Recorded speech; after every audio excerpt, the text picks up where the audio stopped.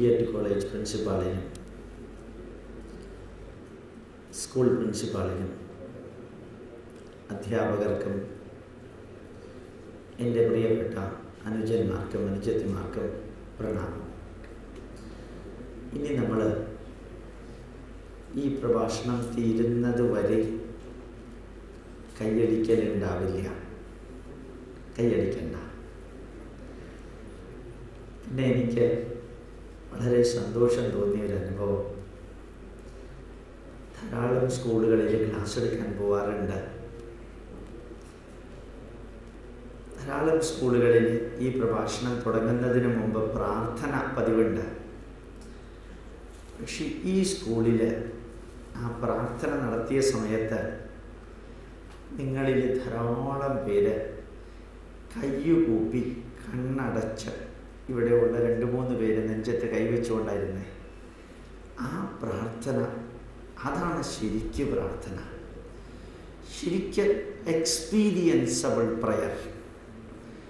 നിങ്ങളുടെ സ്കൂളിൽ അങ്ങനെ പ്രാർത്ഥിക്കാനുള്ള, ആ പ്രാർത്ഥനയുടെ അനുഭൂതി മനസ്സിനകത്ത് കൊണ്ടുവരാനുള്ള വിധത്തിൽ പ്രാർത്ഥിക്കാൻ സാധിക്കുന്ന വിദ്യാർത്ഥികളുള്ള ഈ സ്കൂള് എന്നുമെന്നും നന്മകളുടെ ബന്ധാവിലൂടെ ചരിക്കട്ടെ എന്ന് നിറഞ്ഞ ഹൃദയത്തോടു കൂടി പ്രാർത്ഥിക്കുന്നു.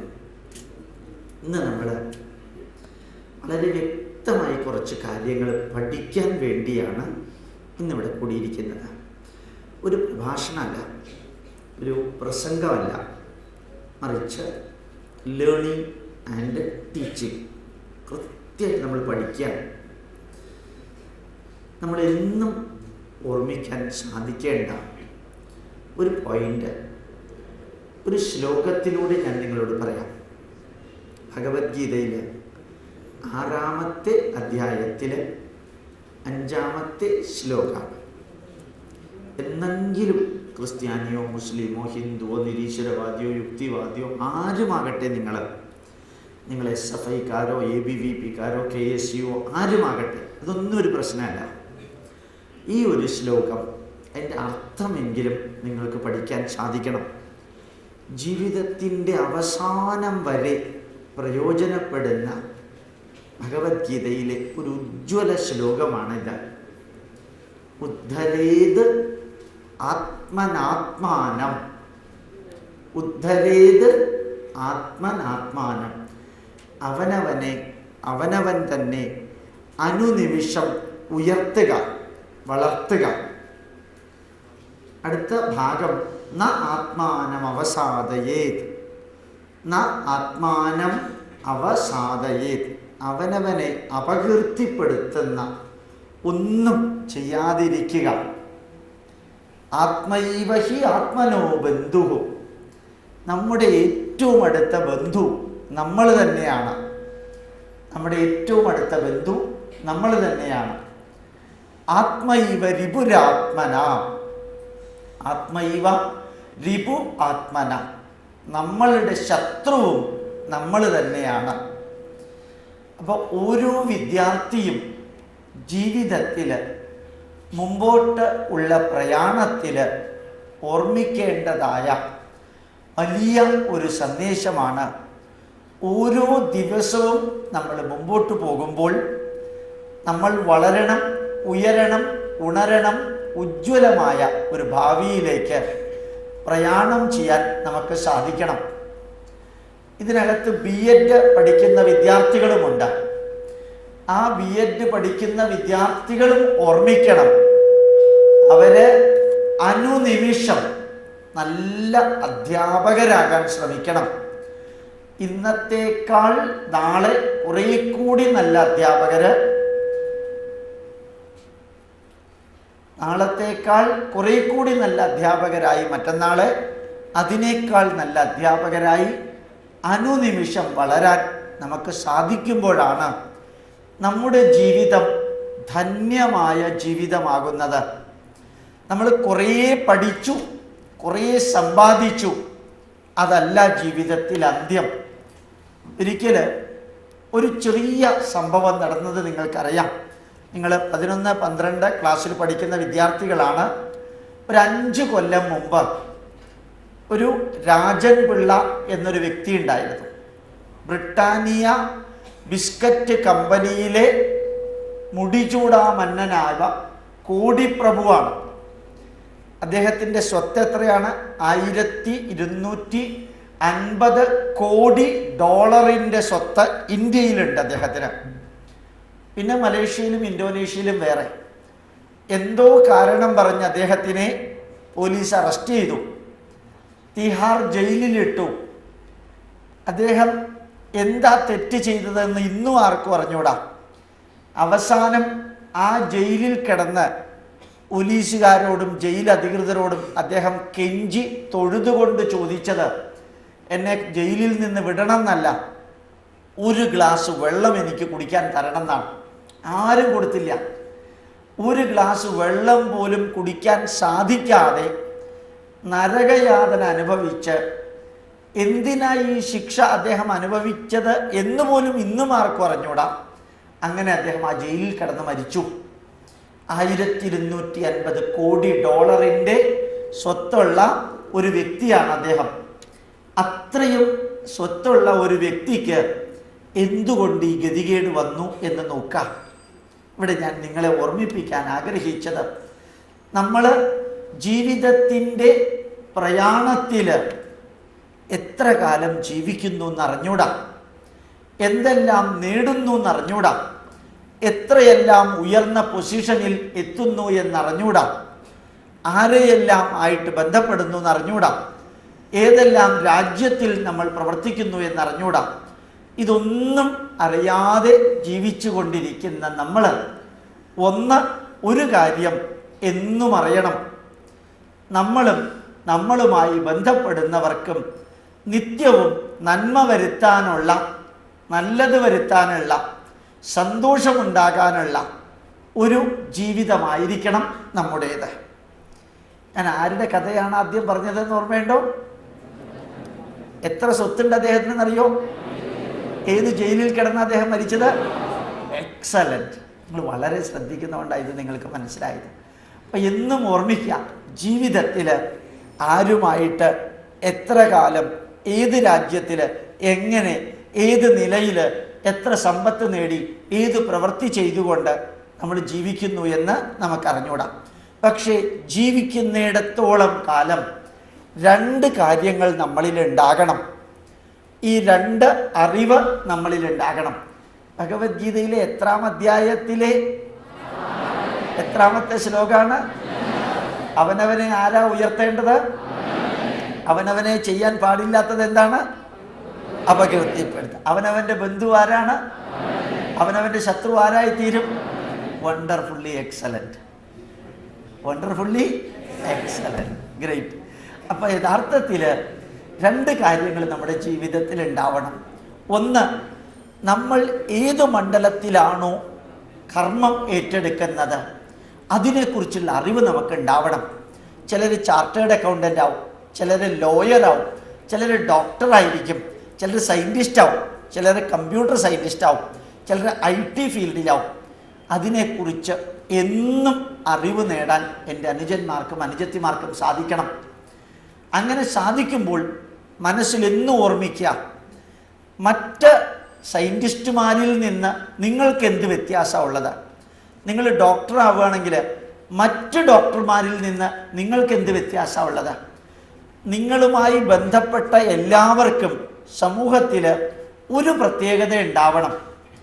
ഈ സ്കൂളിലേക്ക് വരുമ്പോൾ എനിക്ക് കാണാൻ സാധിച്ചത്, ഈ സ്കൂളിനൊരു പ്രത്യേകതയുണ്ട്. ഒന്ന്, ഐശ്വര്യ സമ്പൂർണമായ സ്കൂള്. 2, വെട്ടിത്തിളങ്ങുന്ന ഒരു വിളക്ക് ഫ്രണ്ടിൽ വെച്ചിരിക്കുന്നു. അതിൻ്റെ തൊട്ടു മുകളിൽ എഴുതി വച്ചിരിക്കുന്നു ശ്രീനാരായണ ഗുരുദേവൻ്റെ സന്ദേശം, വിദ്യ കൊണ്ട് പ്രബുദ്ധരാകുവിൻ. ആ സന്ദേശം അതിനുശേഷം മുറിയിലേക്ക് കയറി വരുമ്പോൾ നല്ല ക്ലീൻ ആൻഡ് നീറ്റ്, എല്ലാ സ്ഥലത്തും അത്ര ഭംഗിയായിട്ടുണ്ട്. സംപൂജ്യനായ രാഘവൻ സാർ പറയുകയും ചെയ്തു, ഓഡിറ്റോറിയത്തിൽ സ്ഥലം കുറവാണെങ്കിൽ വിദ്യാർത്ഥികളെ ക്ലാസ്സിലിരുന്നാൽ അവിടേക്ക് നേരിട്ട് കണക്ഷൻ കൊടുത്തിട്ടുണ്ട്, സ്പീച്ച് അവിടെ ഇരുന്ന് കേൾക്കാൻ. അങ്ങനെയും പറഞ്ഞിട്ടുണ്ട്. ഈ BEd വിദ്യാർത്ഥികളെ ക്ലാസ്സിലിരിക്കാൻ ഇവിടെ സൗകര്യം കുറവാണെങ്കിൽ ഇത് മുഴുവനും നോട്ട് ചെയ്ത് അടുത്ത ദിവസം എന്നോട് വിവരിക്കണം എന്ന് പറഞ്ഞിട്ടുമുണ്ട്. ഇത് മറ്റ് പല സ്ഥാപനങ്ങളിലും കേൾക്കാനോ കാണാനോ സാധ്യമല്ലാത്ത ഒരു വീക്ഷണമാണ്. അപ്പം നിങ്ങൾ പഠിക്കുന്ന സ്കൂളിൽ ഈ സ്ഥാപനത്തിൽ എന്താ പ്രത്യേകതയുള്ളത്? ഇപ്പം ഞാൻ പറഞ്ഞ പ്രത്യേകതകളെല്ലാം ഉണ്ട്. അതുപോലെ നമ്മുടെ വീട്ടിൽ പ്രത്യേകത ഉണ്ടാവണം, നമ്മളിൽ പ്രത്യേകത ഉണ്ടാവണം, നമ്മളുമായി ബന്ധപ്പെടുന്നവരിൽ പ്രത്യേകത ഉണ്ടാവണം, നമ്മൾ പഠിക്കുന്ന രീതിയിൽ പ്രത്യേകത ഉണ്ടാവണം, നമ്മൾ എഴുതുന്ന രീതിയിൽ പ്രത്യേകത ഉണ്ടാവണം, നമ്മൾ എന്ന വിദ്യാർത്ഥിയിൽ പ്രത്യേകത ഉണ്ടാവണം. ഉണ്ടാക്കാൻ വിഷമമില്ല, ഒന്ന് ശ്രമിച്ചാൽ മതി. നമ്മൾ നല്ല രീതിയിൽ വ്യത്യാസമുള്ളവരായിരിക്കും. അതുകൊണ്ടാണ് നമ്മൾ എന്നും പറയാറുള്ളത്, ഭൗതികമായ അറിവ് നേടുമ്പോൾ നല്ല രീതിയിൽ അറിവ് നേടാൻ സാധിക്കണം. അതിൻ്റെ കൂട്ടത്തിൽ കാല് ആർക്കെങ്കിലും വേദന എടുക്കുന്നുണ്ടെങ്കിൽ നിവർത്തി വെക്കണമെങ്കിൽ നിവർത്തി വെച്ചോളൂ കേട്ടോ, കുഴപ്പമൊന്നുമില്ല. ഇങ്ങനെ കാല് കൂച്ചി 2 മണിക്കൂറൊക്കെ ഇരിക്കാൻ ബുദ്ധിമുട്ടാണ്. എങ്ങനെയാണ് വേണ്ടതെന്ന് വെച്ച് കഴിഞ്ഞാൽ അങ്ങോട്ടും ഇങ്ങോട്ടും അഡ്ജസ്റ്റ് ചെയ്തിരുന്നോളാം. മുമ്പോട്ട് വരണമെങ്കിൽ മുമ്പോട്ട് വരിക, നിങ്ങൾ മുമ്പോട്ട് വരണമെങ്കിൽ മുമ്പോട്ട് വരിക, ഞാൻ പുറകോട്ട് പോകണമെങ്കിൽ പുറകോട്ട് പോവാം, വേണോ? അപ്പോൾ യഥാർത്ഥത്തിൽ നിങ്ങൾക്കൊരു പ്രത്യേകത ഉണ്ടാവണം. ഭൗതികമായ അറിവ് നിങ്ങൾ എത്രത്തോളം പുസ്തകത്തിൽ നിന്ന് നേടാൻ ശ്രമിക്കുന്നുവോ അത്രയും നേടണം. അതേപോലെ തന്നെ ജീവിതത്തെ ധന്യമാക്കുന്നത്, ജീവിതത്തെ ഉജ്ജ്വലമാക്കുന്നത്, ജീവിതത്തെ മധുരമുള്ളതാക്കുന്നത്, ജീവിതം സ്ട്രോങ് ആൻഡ് പവർഫുൾ ആക്കുന്നത് മോഡേൺ നോളജ് മാത്രമല്ല, വാല്യൂ ബേസ്ഡ് നോളജ് കൂടിയാണ്. മൂല്യം നിറഞ്ഞു നിൽക്കുന്ന അറിവ് ഉണ്ടാവണം. അപ്പോൾ 2 തരത്തിലുള്ള അറിവ് എൻ്റെ അനുജന്മാർക്കും അനുജത്തിമാർക്കും ഉണ്ടാവണം. One, the knowledge that is available from your text book and also the knowledge available from the teachers. അത് ഒരു തരം knowledge. The other knowledge is value based knowledge. ജീവിതത്തിൽ മൂല്യങ്ങൾ നിറയണം. എന്തെല്ലാം പറയുമ്പോഴും ആലോചിച്ച് നോക്കാം. ഒരാളിവിടെ പ്രഭാഷണത്തിന് വരുന്നു, അദ്ദേഹം ചിരിച്ചുകൊണ്ടാണ് പ്രഭാഷണം നടത്തുന്നത്, നല്ല മന്ദസ്മിതത്തോടുകൂടി. അതേ മനുഷ്യൻ മുഖം ചീഞ്ഞ തണ്ണീർമത്തൻ മാതിരി വെച്ചുകൊണ്ടാണ്, തണ്ണീർമത്തൻ എന്ന് കേട്ടിട്ടുണ്ടല്ലോ ഇല്ലേ, മൂവാറ്റുപുഴയിലും തണ്ണീർമത്തൻ തന്നെയല്ലേ പേര്? അതെ. അപ്പോൾ ചീഞ്ഞ തണ്ണീർമത്തൻ മാതിരി മുഖം വെച്ചുകൊണ്ട് ഞാനിവിടെ അല്ലെങ്കിൽ ഒരാളിവിടെ പ്രഭാഷണം നടത്തുന്നു എന്ന് വിചാരിക്കുക, ക്ലാസ് എടുക്കുന്നു എന്ന് വിചാരിക്കുക. നിങ്ങൾക്ക് എന്ത് തോന്നലാണ് ഉണ്ടാവുക? ശരിക്ക് ചിരിച്ചുകൊണ്ട് സന്തോഷത്തോടുകൂടി കുറേ കാര്യങ്ങൾ പറഞ്ഞു തരുന്ന വ്യക്തിയുടെ പ്രഭാഷണ ക്ലാസ് കേൾക്കാൻ രസമുണ്ടാവും. അതേ സമയത്ത് വളരെയധികം വിരസതയോടുകൂടി ആ ഒരു ക്ലാസ് എടുക്കുന്ന വ്യക്തിയുടെ ക്ലാസ് കേൾക്കാൻ ഒരിക്കലും നമുക്ക് താല്പര്യം ഉണ്ടാവില്ല. അപ്പം എന്തു പറയുന്നു എന്നുള്ളത് മാത്രമല്ല ഇമ്പോർട്ടൻ്റ്, എങ്ങനെ പറയുന്നു എന്ന് ഇമ്പോർട്ടൻ്റാ, ആര് പറയുന്നു എന്നുള്ളത് ഇമ്പോർട്ടൻ്റാ, എപ്പോൾ പറയുന്നു എന്നുള്ളത് ഇമ്പോർട്ടൻ്റ് ആണ്, അത് ഏത് രീതിയിലാണ് പറയുന്നത് എന്നുള്ളത് ഇമ്പോർട്ടൻ്റ് ആണ്. മനസ്സിലായി? അപ്പോൾ സപ്തസ്വരം എന്ന് കേട്ടിട്ടുണ്ടോ? അതെല്ലാവരും കേട്ടിട്ടുണ്ട്. അത് എവിടെ നിന്നാണ് ഉണ്ടായത്? ദൈവാനുഗ്രഹം കൊണ്ട് അറിയില്ല, ഈശ്വരാനുഗ്രഹം കൊണ്ട് അറിയാൻ സാധിക്കുകയില്ല. എവിടെ നിന്നാണ് അതുണ്ടായത്? സാമവേദത്തിലെ 7 മന്ത്രങ്ങളുണ്ട്.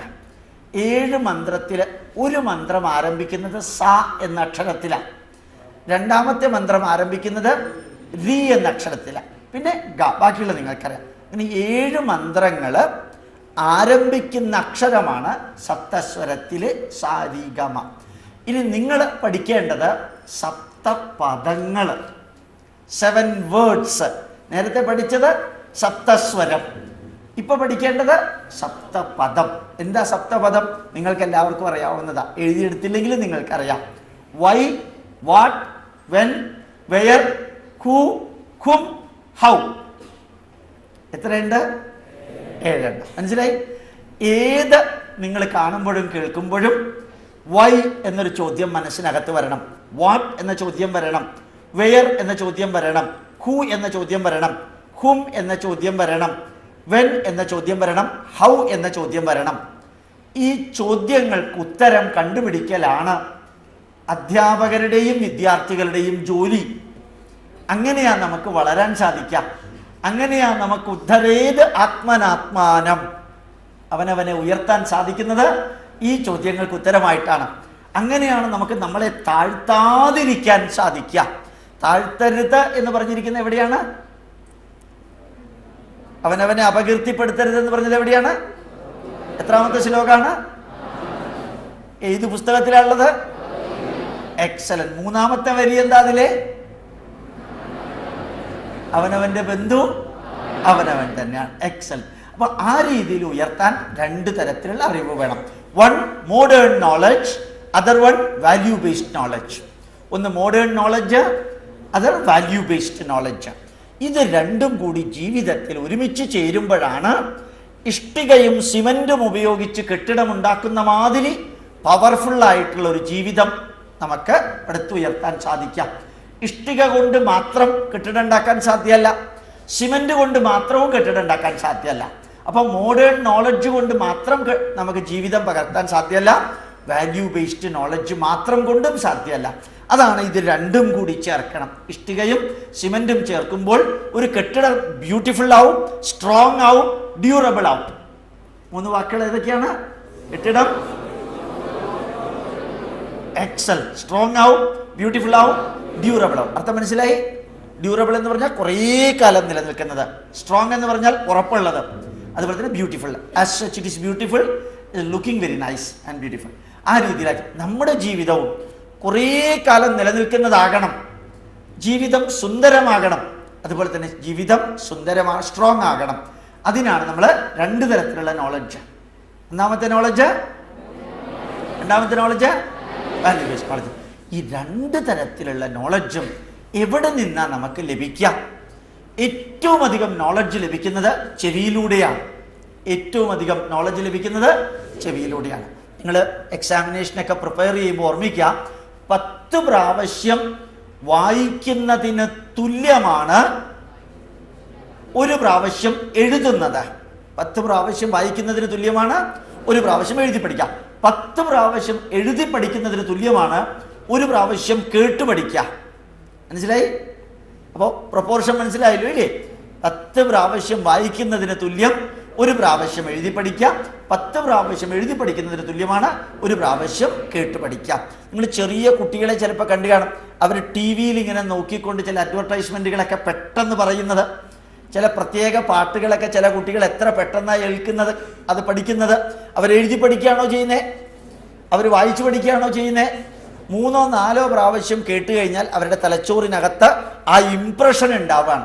അപ്പം നിങ്ങൾക്ക്, എൻ്റെ അനുജന്മാർക്കും അനുജത്തിമാർക്കും അനുനിമിഷം ഉയരണമെങ്കിൽ, വളരണമെങ്കിൽ, ഉജ്ജ്വലമായൊരു ഭാവിയിലേക്ക് പോകണമെങ്കിൽ, നിങ്ങൾക്കൊരു പ്രത്യേകത ഉണ്ടാവണമെങ്കിൽ, മറ്റുള്ളവരിൽ നിന്ന് നിങ്ങൾ ഭിന്നരായ ഒരു വിദ്യാർത്ഥിയോ അധ്യാപകനോ ഡോക്ടറോ എഞ്ചിനീയറോ IT സ്പെഷ്യലിസ്റ്റോ ആരാകണമെങ്കിലും നിരന്തരം ചെവി തുറന്നു വെക്കണം. ഇവർ രണ്ടുപേരിൽ ഒരാളൊന്ന് മുമ്പോട്ടിരിക്കുക, അയാൾക്ക് തീരെ ഇരിക്കാൻ സ്ഥലമില്ല. അപ്പോൾ ചെവി തുറന്നു വെക്കണം. ഈ ചെവി തുറന്നു വെച്ച് നമ്മൾ അറിവ് നേടണം. എവിടെ നിന്ന് അറിവ് കിട്ടുക? റേഡിയോയിൽ നിന്ന് കിട്ടും, TV-യിൽ നിന്ന് കിട്ടും, കാസറ്റിൽ നിന്ന് കിട്ടും, CD-യിൽ നിന്ന് കിട്ടും, അധ്യാപകരിൽ നിന്ന് കിട്ടും, അതുപോലെ തന്നെ സീരിയലിൽ നിന്ന് കിട്ടും, സിനിമയിൽ നിന്ന് കിട്ടും, ഇന്റർനെറ്റിൽ നിന്ന് കിട്ടും, ഡൗൺലോഡബിൾ സ്പീച്ചിൽ നിന്ന് കിട്ടും, നിങ്ങളുടെ അമ്മയിൽ നിന്ന് കിട്ടും, അച്ഛനിൽ നിന്ന് കിട്ടും, സഹപ്രവർത്തകരിൽ നിന്ന് കിട്ടും. അറിവ് ലഭിക്കുന്നതിന് ലോകത്തിൽ ഒരു ക്ഷാമവുമില്ല. പക്ഷേ കേൾക്കാനുള്ള മനസ്സ് നിങ്ങൾക്ക് ഉണ്ടാവണം. മനസ്സിലായി? ചെവി ഉപയോഗിച്ച് നമ്മൾ പറയുന്ന 2 വാക്കുകളുണ്ട്. ഓർമ്മയുണ്ടോ അത്? ഒന്ന് ഹിയറിംഗ്, മറ്റൊന്ന് ആരെങ്കിലും പറയാൻ പറ്റും? ലിസണിങ്. എക്സലന്റ്. ഒന്ന് ഹിയറിംഗ്, ലിസണിങ്. ഇത് തമ്മിൽ എന്താ വ്യത്യാസം? We are hearing so many sound, അല്ലേ? We are hearing so many sound, but we are listening to the പ്രഭാഷണം അല്ലെങ്കിൽ speech. So when you are putting the hearing plus mind, then it is known as listening. ശ്രദ്ധിച്ച് കേൾക്കുക, അതാണ് listening. കേൾക്കുക എന്നുള്ളത് hearing ആണ്. അതുകൊണ്ട് 1 മണിക്കൂർ ആരെങ്കിലും സംസാരിക്കുന്നു എന്ന് വിചാരിക്കാം, നിങ്ങൾ കയ്യും കെട്ടി ശ്രദ്ധിച്ചത് കേൾക്കുകയാണ്, അല്ലെങ്കിൽ ഒരു പേന എടുത്ത് എഴുതുകയാണെന്ന് വിചാരിക്കാം. നിങ്ങൾക്ക് 40 പോയിന്റ് അയാളുടെ പ്രഭാഷണത്തിൽ നിന്നുണ്ടാവും. ഏത് കുട്ടി സംസാരിച്ചാലും, ഏത് ഭ്രാന്തൻ സംസാരിച്ചാലും, ഏത് വെള്ളോടിക്കാരൻ, വെള്ളോടിച്ച മനസ്സിലായല്ലോ ഇല്ലേ, ലിക്കർ കഴിക്കുന്ന ആൾ സംസാരിച്ചാലും, ഏത് പണ്ഡിതൻ സംസാരിച്ചാലും, തുറന്ന മനസ്സോടുകൂടി അത് കേൾക്കാനുള്ള സൗകര്യവും മനസ്സും നിങ്ങൾക്കുണ്ടെങ്കിൽ 40 പോയിന്റ് നിങ്ങൾക്ക് കിട്ടിയിരിക്കും എന്നുള്ളത് ഉറപ്പാണ്. പലപ്പോഴും നമ്മളത് ശ്രദ്ധിക്കാറില്ല. ഈ ക്ലാസ്സിൽ വന്ന് സാറ് സംസാരിക്കുന്ന കേട്ടപ്പോൾ തന്നെ എനിക്ക് 7 പോയിന്റ് കിട്ടി. കഷ്ടിച്ച് 3 മിനിറ്റേ ഞാൻ അവിടെ ഉണ്ടായിരുന്നുള്ളൂ. എത്ര വ്യത്യസ്തമായിട്ടുള്ളത്. നമ്മളുടെ ചെവി നമ്മൾ ഉപയോഗിക്കണം. ഉപനിഷത്തിലൊരു പ്രാർത്ഥനയുണ്ട്, ഭദ്രം കർണേഭി ശൃണുയാമദേവ, ജഗദീശ്വര നന്മ നിറഞ്ഞത് ചെവികളിലൂടെ കേൾക്കുവാൻ ഇടവരുത്തേണമേ. ഭദ്രം കർണേഭി ശൃണുയാമ ദേവ. ഏത് ക്രിസ്ത്യാനിക്കും മുസ്ലിമിനും ഹിന്ദുവിനും പറയാവുന്ന മന്ത്രാണത്. ഈശ്വരാന്നെ വിളിച്ചിട്ടുള്ളൂ. അത് അള്ളാഹു ആവാം, യഹോവയാവാം, മഹാവിഷ്ണു ആവാം, ആരും ആവാം, ഒരു പ്രശ്നമില്ല. നന്മ നിറഞ്ഞത് ചെവികളിലൂടെ കേൾക്കുവാൻ ഇടവരുത്തേണമേ ജഗദീശ്വര. ഇന്ന് നിങ്ങൾ കുറേ ഇവിടുത്തെ പഠിത്തം കഴിഞ്ഞ് കോളേജിൽ പഠിക്കാൻ അമേരിക്കയിലേക്കോ മറ്റോ പോവുകയാണെങ്കിൽ നിങ്ങൾക്ക് കേൾക്കാൻ സാധിക്കും. എല്ലാ വിദ്യാർത്ഥിയും ചെറിയൊരു റെക്കോർഡറുമായിട്ടാണ് ക്ലാസ്സിലേക്ക് വരിക. ആ റെക്കോർഡർ നേരെ കമ്പ്യൂട്ടറിലിടും രാത്രി വീട്ടിൽ പോയാൽ. എന്നിട്ട് കമ്പ്യൂട്ടറിൽ അത് പ്ലേ ചെയ്യും. ഇയാൾ ചുമ്മാ ഇരുന്ന് അവിടെ ഇരുന്ന് കേൾക്കും. ഊണ് കഴിക്കുമ്പോഴും അയാൾ കേൾക്കുന്നുണ്ടാവും. അത് ചിലപ്പോൾ ഉറങ്ങാൻ പോകുമ്പോഴും കേൾക്കുന്നുണ്ടാവും. ഇന്ന് ക്ലാസ്സിലെടുത്തത് ഇന്ന് രാത്രിയാവുമ്പോൾ അയാൾക്ക് തറവാണ്. അത് മാത്രമല്ല, വ്യത്യസ്ത യൂണിവേഴ്സിറ്റികളിലെ പ്രൊഫസർമാർ അതേ വിഷയത്തെക്കുറിച്ച് പഠിപ്പിക്കുന്നതിൻ്റെ കാസറ്റ് 60 രൂപ കൊടുത്താൽ പുറത്ത് അവൈലബിൾ ആണ്. ആ കാസറ്റ് കാറിലിട്ട് കാറ് ഡ്രൈവ് ചെയ്യുമ്പോൾ കേട്ട് പഠിക്കുന്നവരുണ്ട്, കാറിൽ ഇരുന്ന് കേട്ട് പഠിക്കുന്നവരുണ്ട്, അടുക്കളയിൽ കുക്ക് ചെയ്യുന്ന സമയത്ത് കേട്ട് പഠിക്കുന്നവരുണ്ട്, അതുപോലെ തന്നെ വീട്ടിൽ പൂന്തോട്ടം ശരിയാക്കുമ്പോൾ കേട്ട് പഠിക്കുന്നവരുണ്ട്. ഇത്രയും ഞാൻ നിങ്ങളോട് പറഞ്ഞത്. ഇന്നുവരെ നിങ്ങളോട് ആരും പറയാത്ത ചില കാര്യങ്ങൾ പറയാം. നിങ്ങൾ പഠിക്കണം, നിങ്ങൾ ഉയരണം. മറ്റ് വിദ്യാർത്ഥികളിൽ നിന്ന് നിങ്ങൾക്ക് വ്യത്യാസമുണ്ടാകണമെങ്കിൽ സ്കൂളിൽ പഠിച്ചതും അല്ലെങ്കിൽ പുസ്തകത്തിൽ നിന്ന് പഠിച്ചതും മാത്രം കൊണ്ട് ജീവിതത്തെ ധന്യമാക്കാൻ സാധ്യമല്ല. You should have some difference for which listen as much as possible. മനസ്സിലായി? എവിടെ നിന്നെല്ലാം കേൾക്കാം എന്ന് പറയാൻ പറ്റുമോ? 2, 3, 4. നിങ്ങൾ പറയുന്നത് എന്താണെന്ന് എനിക്ക് കേൾക്കണില്ല. ഒരെണ്ണം പറഞ്ഞ് തീരുന്നുണ്ടെന്ന് മാത്രം എനിക്കറിയുന്നുണ്ട്. എന്തോ ഒരു ശബ്ദം കേൾക്കുന്നുണ്ട്, വണ്ടിൻ്റെ ശബ്ദം മാതിരി. സൗണ്ട് ബാക്കി വ്യക്തമാവണില്ല. ഏതായാലും അച്ഛനിൽ നിന്നും അമ്മയിൽ നിന്നും അധ്യാപകരിൽ നിന്നും റോഡിൽ പ്രഭാഷണം നടത്തുന്നവരിൽ നിന്ന്, കാസറ്റിൽ നിന്നും, CD-യിൽ നിന്നും, ഇൻ്റർനെറ്റിൽ നിന്നും, റേഡിയോയിൽ നിന്നും, TV-യിൽ നിന്നും, സീരിയലിൽ നിന്നും എല്ലാം നിങ്ങൾക്ക് കേട്ടുപഠിക്കാൻ സാധിക്കും. അങ്ങനെ പഠിക്കണം. ആധുനികമായ അറിവുമുണ്ട്, മോഡേൺ നോളജും ഉണ്ട്. പിന്നെ രണ്ടാമത്തെ നോളജ് ഏതാണ്? Value based knowledge. രണ്ടും അതിനകത്തുന്നുണ്ട്. അപ്പോൾ ചെവിയിലൂടെ, 2 കണ്ണിലൂടെ ഇതാക്കാം. കണ്ണിലൂടെ നിങ്ങൾ 2 കർമ്മം ചെയ്യാറുണ്ട് ഇല്ലേ? ഒന്ന് സീയിങ്, 2 വാച്ചിങ് അല്ലേ? ഒന്ന് seeing, 2 watching. What is the difference between seeing and watching?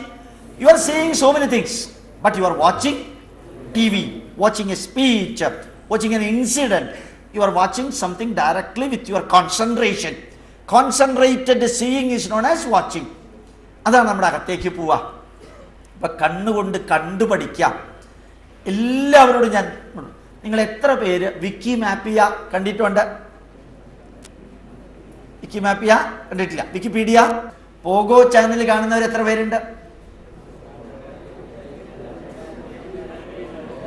Pogo channel കാണുന്നവര്?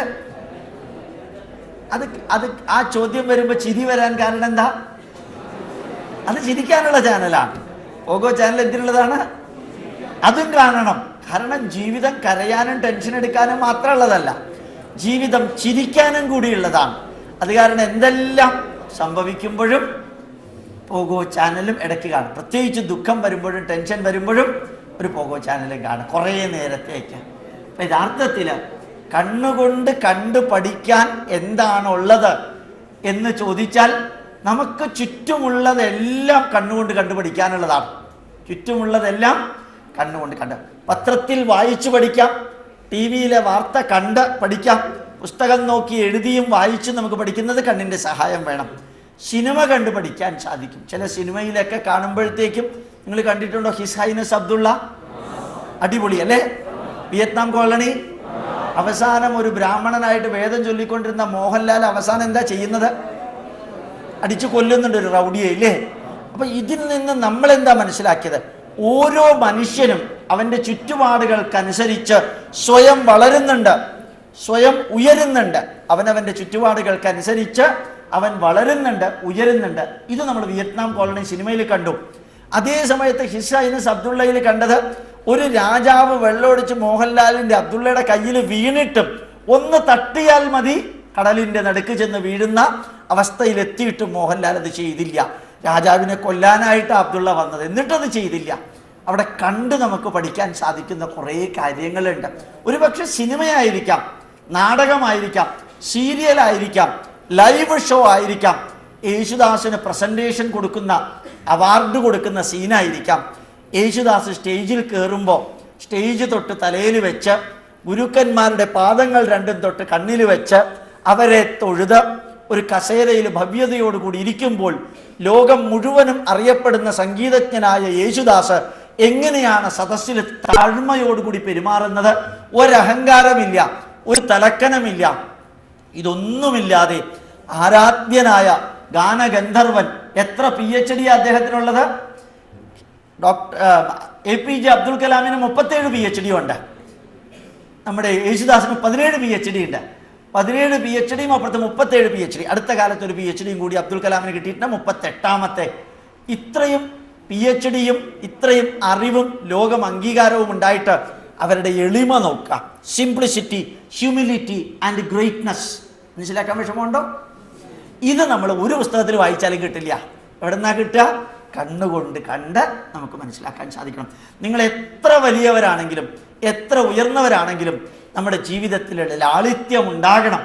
ആ ലാളിത്യം കണ്ടും കേട്ടും പഠിക്കാൻ നമ്മളുടെ കണ്ണിന് ഭാഗ്യമുണ്ടാകണം. അതുപോലെ തന്നെ ഇടയ്ക്കൊന്ന് ഏതെങ്കിലും ആശുപത്രിയിൽ പോവുക, ഇടയ്ക്കൊന്ന് റീജിയണൽ ക്യാൻസർ സെൻ്ററിൽ, ക്യാൻസർ ആശുപത്രിയിൽ പോവുക. അവിടെ ചെന്ന് കട്ടിലിൽ കിടക്കുന്ന ചിലരുടെ അടുത്ത് ചെന്നൊന്നിരിക്കുക. നിങ്ങൾ വിദ്യാർത്ഥികൾ നല്ല കഴിവുള്ളവരാ, ആരോടും പറയാൻ പോകണ്ട, ജസ്റ്റ് പുസ്തകം എടുത്തിട്ട് ക്യാൻസർ ആശുപത്രിയിൽ ചെല്ലാം. എന്നിട്ട് ചില കട്ടിലിൽ ചെന്ന് ചിലരിങ്ങനെ കയ്യും കൂപ്പി ഇങ്ങനെ ഇരിക്കുന്നുണ്ടാവും. അവരുടെ അടുത്ത് ചെന്ന് ഇരിക്കുക. എന്താ നിങ്ങൾ പ്രാർത്ഥിക്കണമെന്ന് ചോദിക്കാം. നിങ്ങൾ എന്ത് ചോദിച്ചാലും അവർ ഉത്തരം പറയില്ല. കുറേ കഴിയുമ്പോൾ അവർ മറുപടി പറയും, വേദന സഹിക്കാൻ തുടങ്ങിയിട്ട് വർഷം 2 എത്ര വേദന എന്ന് പറഞ്ഞാൽ ഞാൻ അനുഭവിക്കുന്നത്. ഈശ്വര, എങ്ങനെയെങ്കിലും ഒന്ന് മരിച്ചാൽ മതി എന്ന് പറഞ്ഞ് പ്രാർത്ഥിക്കുകയാണ്. മരിക്കാനൊട്ട് സമ്മതിക്കണമില്ല, ജീവൻ പോകുന്നുമില്ല. എത്ര കാലം എന്ന് പറഞ്ഞാൽ ഈ വേദന അനുഭവിക്കുന്നത് എന്ന് നിങ്ങൾ അവരുടെ വായിൽ നിന്ന് പറയുന്നത് നിങ്ങൾ ചെവി കൊണ്ടും അവരുടെ മുഖഭാവം നിങ്ങളുടെ കണ്ണുകൊണ്ടും നിങ്ങൾ കാണണം. കാരണം വേദനിക്കുന്നവരെ കണ്ണുകൊണ്ട് കണ്ടാലാ നമുക്ക് ജീവിതത്തിൻ്റെ മഹത്വം അറിയുള്ളൂ. വൃദ്ധരായവരെ, വയസ്സായി എഴുന്നേറ്റ് നടക്കാൻ പറ്റാതെ കട്ടിലിൽ കിടക്കുന്നവരെ ഒന്ന് കാണണം. നാളെ നമ്മളും അതേപോലെ കട്ടിലിൽ കിടക്കുന്ന ഒരവസ്ഥയുണ്ടാവും. നമുക്കും വാർദ്ധക്യമുണ്ട്, നമുക്കും രോഗമുണ്ട്, നമുക്കും വയ്യാത്ത അവസ്ഥയുണ്ടാവും. പക്ഷേ അന്ന് നമ്മൾ ദൂരെ മാറി നിന്ന് ഇപ്പോൾ കാണുന്ന ആ കാഴ്ച നമുക്ക് അനുഭവവേദ്യമായിട്ട് വരും. അപ്പോൾ ആശുപത്രിയിൽ ചെല്ലണം, ചിലപ്പോൾ ഒരു ദിവസം അനാഥാലയത്തിൽ ചെല്ലണം. അച്ഛനും അമ്മയും ആരെന്നറിയാത്ത കുട്ടികളുടെ അടുത്ത് ചെന്നിരുന്ന് ചോദിക്കണം, അമ്മയുടെ പേരെന്താന്ന്. അപ്പം ആ കുട്ടി കൈമലർത്തും, അമ്മയുടെ പേരറിഞ്ഞൂടാ. മോളുടെ അമ്മയെ കണ്ടിട്ടുണ്ടോ എന്ന് ചോദിക്കുക, അപ്പോഴും കൈമലർത്തും. അച്ഛൻ്റെ പേരെന്താ അറിഞ്ഞൂടാ. ആ കുട്ടികളുടേതല്ലാത്ത തെറ്റിന് ഈ ഭൂമിയിലേക്ക് വന്ന് അച്ഛനെയും അമ്മയെയും അറിയാതെ ജീവിക്കുന്ന, മറ്റുള്ളവരുടെ കാരുണ്യം കൊണ്ട് ജീവിക്കുന്നവരെ നിങ്ങളൊന്ന് കാണണം. വിശക്കുന്നവരെ കാണണം, രോഗികളെ കാണണം, അനാഥരെ കാണണം, വൃദ്ധരെ കാണണം. ഇത് കണ്ണുകൊണ്ട് കാണുമ്പോഴാണ് എൻ്റെ അനുജന്മാർക്കും അനുജത്തിമാർക്കും ജീവിതത്തിൻ്റെ മഹത്വം അറിയാം. അപ്പം നമ്മൾ ഉയരണമെങ്കിൽ, വളരണമെങ്കിൽ എന്നും ഓർമ്മിക്കുക, ചെവിയിലൂടെ കാര്യങ്ങൾ കേട്ടുപഠിക്കുക, കണ്ണിലൂടെ കാര്യങ്ങൾ കണ്ടുപഠിക്കുക. അതേപോലെ നാവിലൂടെ ചർച്ച ചെയ്ത് പഠിക്കുക, നാവിലൂടെ ചർച്ച ചെയ്ത് പഠിക്കുക. പലരോടും ചോദ്യങ്ങൾ ചോദിക്കണം. എന്നും ഇന്ന് തന്നെ ധാരാളം ചോദ്യങ്ങൾ എഴുതി തന്നിട്ടുണ്ട് പലരും എന്ന് പറയുന്നത് കേട്ടു. വളരെ സന്തോഷം തോന്നി. അതും ഈ സ്കൂളിൻ്റെ ഒരു പ്രത്യേകതയായിട്ട് എനിക്ക് തോന്നി. ധാരാളം ചോദിച്ചു പഠിക്കണം. പല പല കാര്യങ്ങളുണ്ട്. അധ്യാപകരോടും ചോദിക്കണം. നിങ്ങൾ ഇവിടെയുള്ള അധ്യാപകരോട് പ്രത്യേകിച്ച് ചോദിക്കണം. എന്താ കാരണം എന്ന് വെച്ചാൽ, നിങ്ങൾ ചോദിക്കില്ല എന്നുള്ള ധൈര്യം കൊണ്ട് ചിലപ്പോൾ അവർ പഠിച്ചിട്ടുണ്ടാവില്ല. നിങ്ങൾ ചോദിക്കും എന്ന് വന്നാൽ അവർ പഠിക്കാതിരിക്കില്ല. നിങ്ങൾ ചോദിക്കുമെന്നറിഞ്ഞാൽ അവർക്ക് പഠിക്കാതെ ക്ലാസ്സിലേക്ക് വരാൻ പറ്റില്ല. അവർ നല്ലോണം പഠിച്ചിട്ട് വരണം. A teacher is always a student, but a student is not always a student. അർത്ഥം മനസ്സിലായി? A teacher is always a student, but a student is not always a student. അത് പറഞ്ഞാൽ they have to learn everything whatever is needed, and they have to explain to you. If you are asking the question, it is their bound responsibility to answer your questions. നിങ്ങൾ ചോദിക്കുന്ന ചോദ്യങ്ങൾക്ക് ഉത്തരം പറയേണ്ടത് അവരുടെ ഉത്തരവാദിത്വമാണ്. അതിന് അവരെ നിർബന്ധിപ്പിക്കണമെങ്കിൽ നിങ്ങൾ നല്ല രീതിയിൽ ചോദ്യം ചോദിക്കണം. എന്തിനെക്കുറിച്ചെല്ലാം അറിയാൻ ആഗ്രഹമുണ്ടോ അതിനെക്കുറിച്ചെല്ലാം ചോദ്യം ചോദിക്കണം. ഞാൻ കേരളത്തിലെ ധാരാളം സ്കൂളിലും കോളേജുകളിലൊക്കെ ക്ലാസ് എടുക്കാൻ പോകാറുണ്ട്. കോഴിക്കോട് മെഡിക്കൽ കോളേജിൽ ക്ലാസ് എടുക്കാൻ പറ്റും. ഒരാളും ഒരു ചോദ്യവും ചോദിക്കണില്ല. ആലപ്പുഴ മെഡിക്കൽ കോളേജിൽ പോയിരുന്നു, ഒറ്റ ആൾക്ക് ഒരു ചോദ്യവും ഇല്ല ചോദിക്കാൻ. ഈ കേരളത്തിൻ്റെ ബൗണ്ടറി കടന്ന്, പാലക്കാട് ബൗണ്ടറി കടന്ന് തൊട്ടപ്പുറത്തുള്ള സംസ്ഥാനം തമിഴ്നാട്ടിൽ പോയി ഒരു ക്ലാസ് എടുത്ത് കഴിഞ്ഞാൽ 1 മണിക്കൂർ ക്ലാസ് ആണെങ്കിൽ 2 മണിക്കൂർ ചോദ്യങ്ങളുമായിട്ടാണ് കുട്ടികൾ അവിടെ നിൽക്കുക. അവർ ചോദിക്കുന്ന മാതിരി ചോദ്യങ്ങൾ ഒരു കണക്കില്ല. തമിഴ്നാട്ടിൽ എന്തോ ഒരു വ്യത്യാസം അവർക്കുണ്ട്. അവിടെ ഒരു ചെറിയ സ്കൂളിൽ പോവേണ്ടേ, അവിടെ പോയിട്ട് ക്ലാസ് എടുത്ത് അതെല്ലാം കഴിഞ്ഞപ്പോൾ എനിക്ക് തോന്നി കുറച്ച് ചെറിയ കുട്ടികളാണ്, അത് കാരണം അവർ ചോദ്യമൊന്നും ചോദിക്കില്ല. പിന്നെ കുറച്ച് കഴിഞ്ഞപ്പോഴത്തേക്കും തോന്നി ഒരു വലിയ ക്യൂ നിൽക്കുന്നു ഒരു സൈഡിൽ. അപ്പം ഞാൻ ഇപ്പുറത്തുള്ള ആളോട് ചോദിച്ചു, എന്തിനാ ക്യൂ നിൽക്കുന്നത്? സാറിനോട് ചോദ്യം ചോദിക്കാൻ നിൽക്കാൻ. ഒരു ക്യൂ ആണ്, കയ്യിൽ ക്വസ്റ്റ്യനും വെച്ചോണ്ട് ഒരു 4ാം ക്ലാസ്സിൽ പഠിക്കുന്ന പയ്യനാ ചോദിക്കുന്ന വാട്ട് ഈസ് നാനോ ടെക്നോളജി എന്ന്. ജീവിതത്തിൽ കേട്ടിട്ടുണ്ടാവില്ല അവൻ 4ാം ക്ലാസ്സിൽ. എന്നിട്ട് ഞാനത് മുഴുവൻ എക്സ്പ്ലെയിൻ ചെയ്തു. അപ്പം ഞാൻ വിചാരിച്ചത് ഇവൻ ആരോ എഴുതി കൊടുത്ത് ഇവൻ ചോദിക്കുകയാണ്.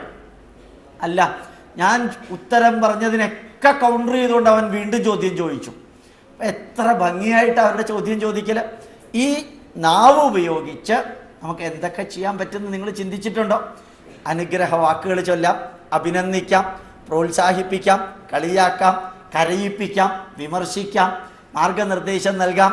അതുപോലെ തന്നെയുള്ള നല്ല നല്ല പാട്ടുകൾ പാടാം, മന്ത്രം ചൊല്ലാം, ഭജന ചൊല്ലാം, ബൈബിൾ വായിക്കാം, ഖുർആൻ വായിക്കാം, ഭഗവത്ഗീത വായിക്കാം, ഭാഗവതം വായിക്കാം. എന്തൊക്കെയാണ് നമ്മുടെ നാക്ക് ഉപയോഗിച്ച് നമുക്ക് ചെയ്യാൻ സാധിക്കാം? ശരിക്കു പറഞ്ഞാൽ മനുഷ്യ ശരീരത്തിലെ ഏറ്റവും ഉജ്ജ്വലമായ അവയവം നാക്കാണ്. 9 സെൻറ്റിമീറ്റർ നാക്കിന് വേണ്ടിയാണ് നമ്മൾ കോഴിക്കറിയും മട്ടൻ കറിയും ഉണ്ടാക്കണേ, അല്ലേ? ഈ നാക്കിന് വേണ്ടിയല്ലേ? ഇവിടെ നിന്ന് അകത്തേക്ക് പോയാൽ പിന്നെ അതിന് ടേസ്റ്റ് ഇല്ല. ഈ നാക്കിന് വേണ്ടിയാണ് ഇതെല്ലാം നമ്മൾ ചെയ്യുക.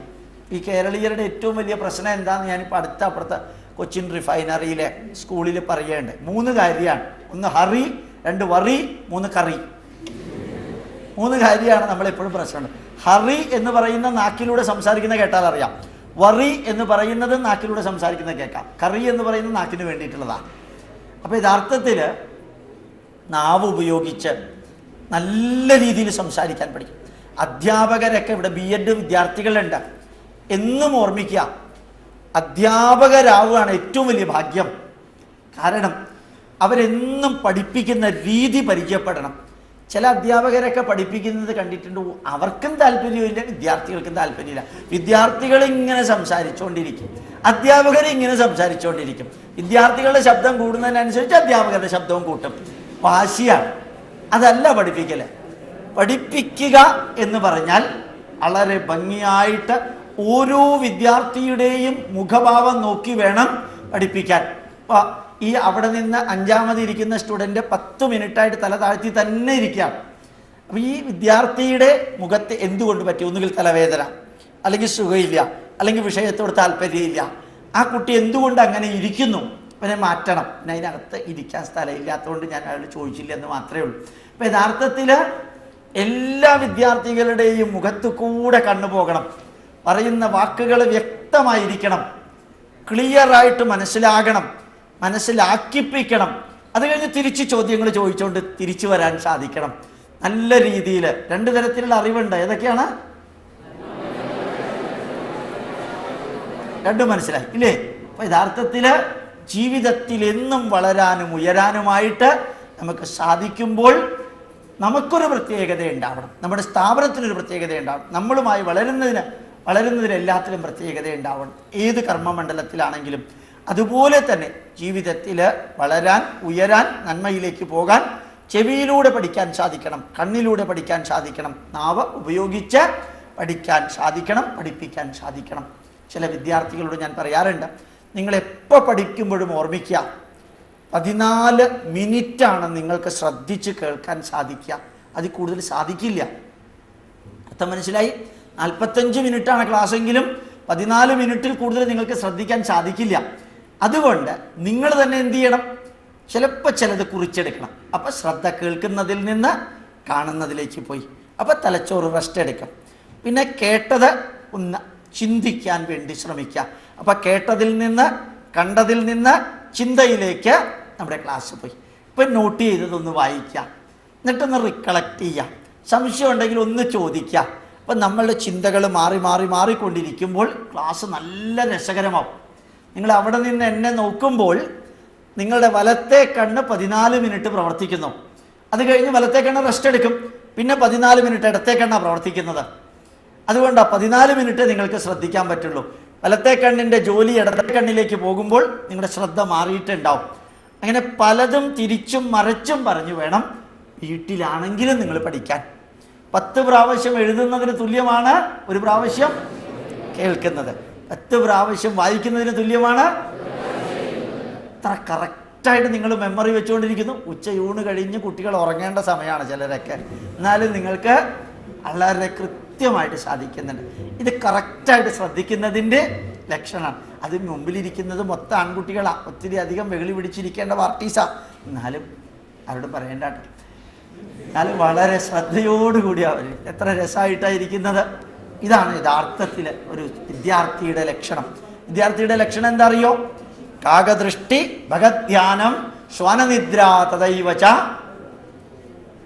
ആരോ ഒരാൾ പറയുന്നുണ്ട്. അല്പാഹാരം, ജീർണവസ്ത്രം. നിങ്ങൾ ആരാ ഇത് പഠിപ്പിച്ചേ? മലയാളം പഠിച്ചിട്ടുണ്ടോ? എക്സലന്റ്. അപ്പോൾ പഠിക്കാറുണ്ടല്ലേ? അപ്പോൾ ഏതേ വിദ്യാർത്ഥി ലക്ഷണം. അപ്പൊ കാകദൃഷ്ടി ഭഗധ്യാനം ശ്വാനനിദ്ര തദൈവച അല്പാഹാരം ജീർണവസ്ത്രം ഏതേ വിദ്യാർത്ഥി ലക്ഷണം. തത്പ്രകാരമേവ ആചാര്യാത് പാദമാദത്തെ പാദം ശിഷ്യസ്വമേധയാ പാദം സ ബ്രഹ്മചാരിഭ്യ ശേഷം കാലക്രമേണ ച. വിജ്ഞാനം ആചാര്യാത് പാദം ആദത്തെ. ആചാര്യാത് പാദം വിജ്ഞാനം സ്വീകരണം കരോതു. അർത്ഥം മനസ്സിലാവുന്നുണ്ടോ? അധ്യാപകനിൽ നിന്ന് കാൽഭാഗം അറിവ് സ്വീകരിക്കണം. പാദം ശിഷ്യസ്വമേധയാ. കാൽഭാഗം വിദ്യാർത്ഥികള് തന്നെ താനെ ഉണ്ടാക്കണം. പാദം സ ബ്രഹ്മചാരിഭ്യ. മറ്റുള്ളവരുമായി ചേർന്ന് കാൽഭാഗം അറിവുണ്ടാക്കണം. ശേഷം കാലക്രമേണ ച. ശേഷം ചിലപ്പോ പാദം കാലക്രമേണ ച പറയും. രണ്ടായാലും ശരിയാണ്. അവസാനം കാൽഭാഗമേ ഉള്ളൂ. കാലക്രമേണ ച ആ വാക്കിന്റെ അർത്ഥം പറയട്ടെ. 4 ഇംഗ്ലീഷ് വാക്ക്. Addition, deletion, modification and correction. ശേഷം കാലക്രമേണ ച എന്ന് പറയുന്നതിന്റെ അർത്ഥം എന്താണ്? അഡീഷൻ, ചേർക്കണം. ചിലത് ഡെലീഷൻ, ചിലത് മോഡിഫിക്കേഷൻ, ചിലത് കറക്ഷൻ. എക്സലന്റ്. ഇപ്പോൾ നല്ലത് എവിടെ നിന്ന് കിട്ടുകയാണെങ്കിലും എടുക്കണം. ബൈബിളിൽ നല്ലതുണ്ടെങ്കിൽ അതെടുക്കാം. ഖുറാനിൽ നല്ലതുണ്ടെങ്കിൽ അതെടുക്കാം. കമ്മ്യൂണിസത്തിൽ നല്ലതുണ്ടെങ്കിൽ അതെടുക്കാം. അമേരിക്കയിൽ നല്ലതുണ്ടെങ്കിൽ എടുക്കാം. പാകിസ്ഥാനിൽ നല്ലതുണ്ടെങ്കിൽ എടുക്കാം. ബംഗ്ലാദേശിലോ ചൈനയിലോ റഷ്യയിലോ എവിടെ നല്ലതുണ്ടെങ്കിൽ എടുക്കാം.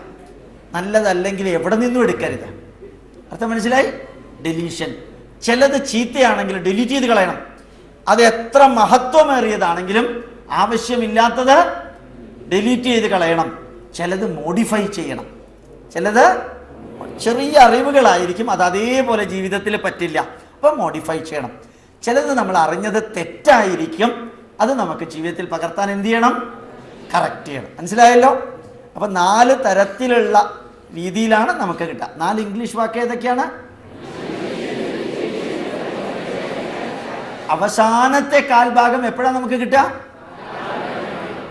3 പ്രോബ്ലം കേരളീയന്റെ എന്തൊക്കെയാണ്? എക്സലന്റ്. അപ്പോൾ കറക്റ്റായിട്ട് മനസ്സിലായി. ഇപ്പം ഞാൻ 3 കാര്യങ്ങൾ നിങ്ങളോട് പറഞ്ഞു. 3 രീതിയിൽ അറിവ് നേടാൻ. ഏതിലൊക്കെയാണ്? ചെവി, മനസ്സിലായി ഇല്ലേ? വളരെ കൃത്യമായിട്ട് നിങ്ങൾക്ക് മനസ്സിലായി. അടുത്ത എൻ്റെ അനുജന്മാരും അനുജത്തിമാരും ഇവിടെ BEd വിദ്യാർത്ഥികളും എന്നും ഓർക്കാം, മനസ്സിൻ്റെ ചിന്തകളിൽ ഇപ്പോൾ പറയുന്നത് ഇമ്പോർട്ടൻ്റ് ആണ്. ജീവിതത്തിൽ സുഖമുണ്ട്, ദുഃഖമുണ്ട്. ഉയർച്ചയുണ്ട്, താഴ്ചയുണ്ട്, ലാഭമുണ്ട്, നമ്മളെ നല്ലത് പറയുന്നവരുണ്ട്, നമ്മളെ ചീത്ത പറയുന്നവരുണ്ട്.